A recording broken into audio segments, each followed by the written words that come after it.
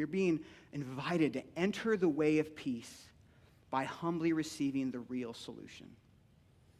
Zechariah acknowledges his and our need for rescue, but he celebrates because God was moving forward with his plan to bring the solution.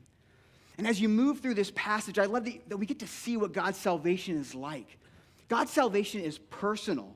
He says that God himself has visited and redeemed his people. And redeemed speaks of buying something back, buying someone back. It comes at a personal cost to do so. God is deeply invested in this rescue mission to the point that he is going to come himself to do it. God's salvation is strong. Zechariah talks about this horn of salvation, and the horn was a symbol of strength and power. This Savior who's coming, he isn't weak, he isn't limited, he is fully sufficient and strong to rescue. God's salvation is sure. You read through this passage, Zechariah is speaking about things that are coming, things that he actually wouldn't live to see fully fulfilled, but he's speaking as if they already happened.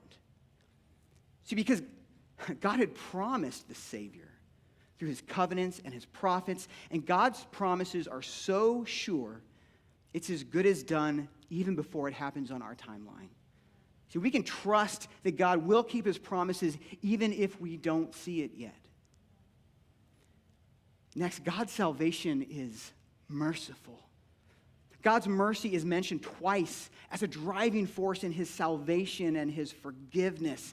And mercy, this word that we use a lot in church, what it is undeserved kindness. It's a withholding of deserved punishment, not getting what we deserve. And it's a heartfelt act of God's compassion. It's the other side of the actual meaning of John's name, which is God is gracious. And grace means that God gives us what we don't deserve. And God's grace is on display through John's unique calling and the one he was preparing the way for, because he wasn't just preparing the way for just an important person. You look at Zechariah's words here. John is preparing the way for the Lord himself.